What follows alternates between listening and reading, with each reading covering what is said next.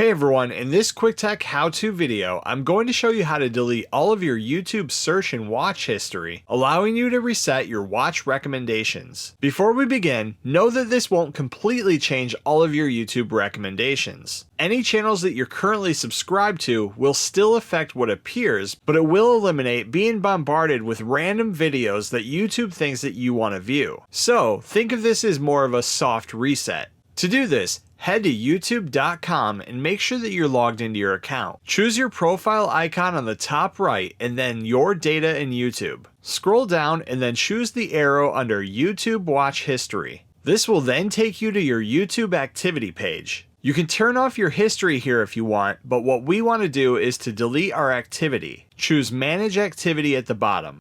Select the Delete drop-down under Search Your Activity. Next, choose All Time, and then on the next screen hit Delete again to confirm. When you're finished, hit Got It.